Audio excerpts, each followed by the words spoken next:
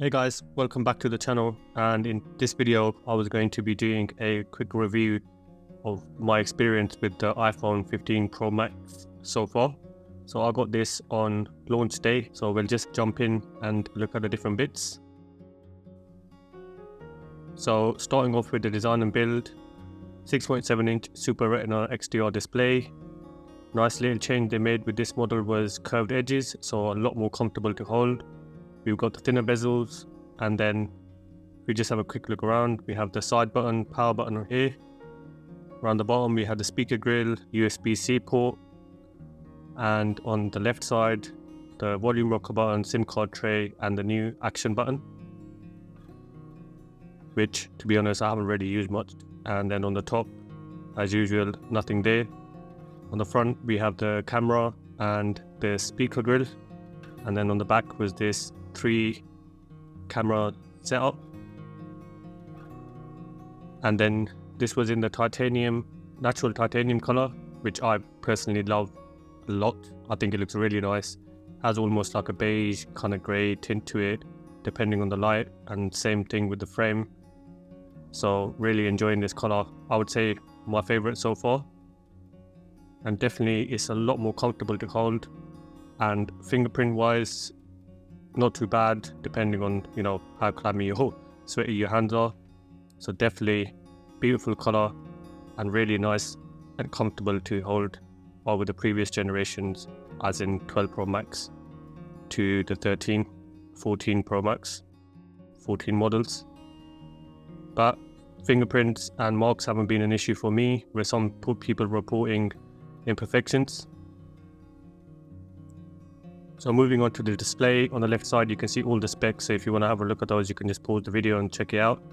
But these thinner bezels around the phone definitely make a big difference. For me personally, some people might not care about things like that, but we'll quickly check out the brightness. Drops down to this low and then quite bright, and obviously can get peak brightness with higher nits outside. So if we just jump into the settings, we just have your usual settings here in iOS. Different bits you can change. Obviously with the 14 and 15 we ended up with always on display, so that's always good to see, a nice feature to have. And then your usual settings in the brightness slider bar, true tone and bits like that. And then if we just quickly check out additional settings, you can do a bunch of different things, increase the contrast and loads of other stuff, smart invert, color filters.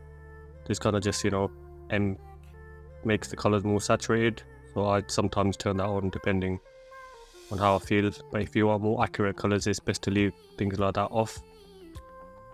And we'll just check out some various footage on the phone itself.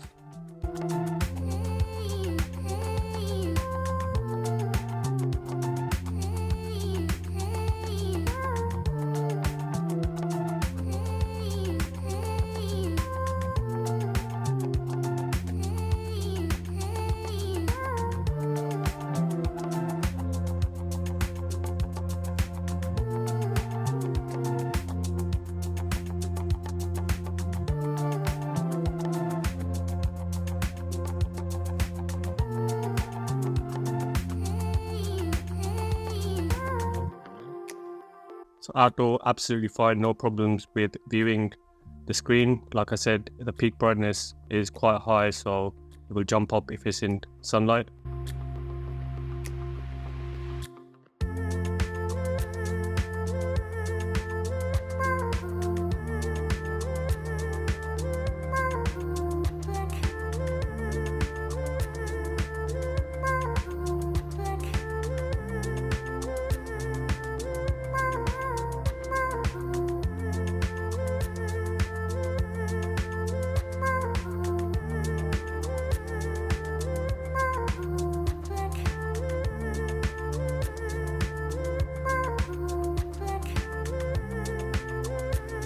So moving on to performance, with the 15 Pro Max and the Pro models, we're getting the A17 Pro chip, and there's been a lot of controversy around this when they were first released with heating problems, thermal throttling, and Apple did release an update with 17.0.3, I believe, which supposedly would have handled the heating issues, but to be honest, I was still kind of getting them problems with prolonged gaming or downloading, like for example my updates. If it's like more than 10 apps, you'll get the phone heating up, but that can be expected. Thermal throttling obviously is another problem in itself, but like I said, most phones nowadays would have to have some sort of thermal cooling built in order to dissipate that, but we'll have to just see what we can do and carry on. So we're just looking at some benchmarks here. So quite high scores on Geekbench, and like we just saw on 3D Mark. And here was the GPU test, and just a comparison between other devices. So really good scores for the A17 Pro chip, and you're not going to have a problem, browsing around on the phone. Like, really notice any stutter or lag. Like I said, if you're doing heavy use, you might start seeing little bits here and there, but just generally absolutely fine, more than capable to handle everyday tasks, and really smooth and fluid. Obviously the 120Hz screen definitely helps with that.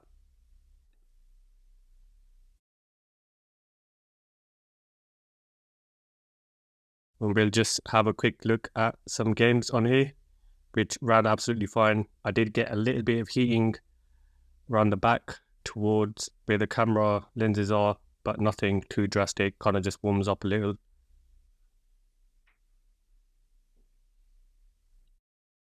We'll check out Call of Duty Mobile here.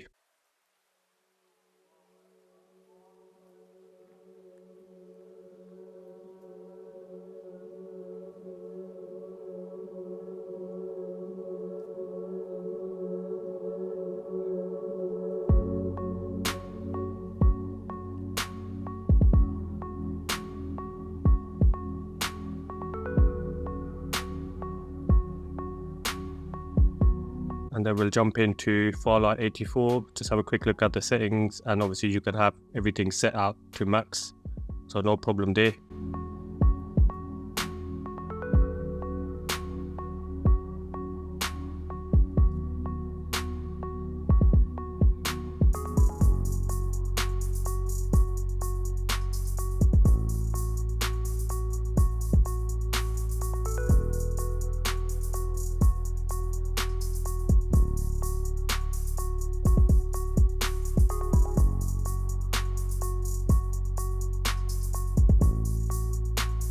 So if you just move on to the cameras, all the specs on the left again, and you got your usual layout, like with the native app. Obviously you can download third-party apps to unlock more potential features, but I like to just record using the native app because I'm used to the layout. And obviously with the iPhone 15 Pro Max, we have the 5x lens, which I absolutely love. I think the pictures from there look absolutely amazing, especially when they're in portrait. But we'll have a quick look at what we have within the camera and then check out some photos and video footage from it.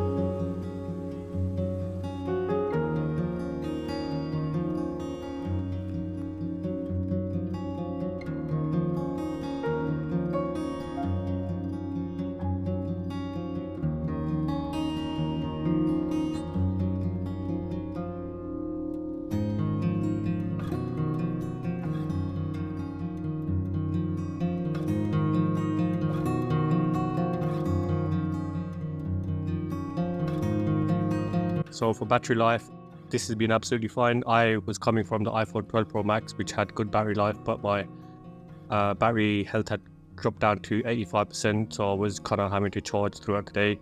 But for me so far, I do have always display on, but I managed to get through the whole day with no problem with the battery. Still might have 20-30%, all depends on obviously what you've been doing through the day, but definitely a day's use, even if it's mixed, heavy, light. And after benchmarking on this phone, we can just have a quick look at what was going on with the battery, but you know, I'm getting 5 hours, and this is with heavy use. Like I said, I've been, you know, experimenting with different applications, benchmarking, playing videos, games, things like that. But generally, I've been very pleased so far with the battery.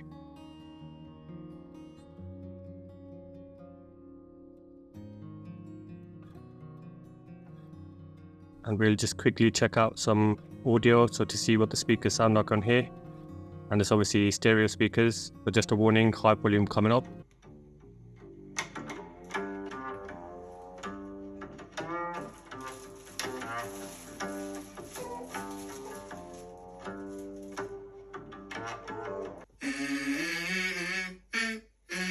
Let's go. I wake up to a little bit of drool on my pillow, feel like it's gonna be a bad day. Yeah, I'm tired of shit, and the coffee ain't hit.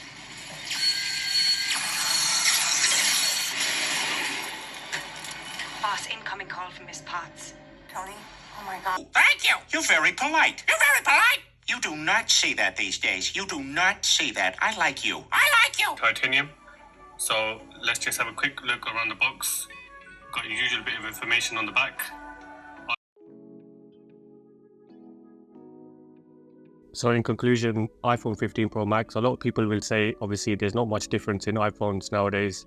Apple are doing iterative or minimal changes, but for me, coming from the 12 Pro Max, these little changes add up to a better overall experience. Like I said, the rounded edges definitely make a big difference where I can use the phone, whereas before I would prefer my 12 Pro Max to be in a case, but now absolutely fine using it, you know, naked. It feels so much more comfortable in the hand.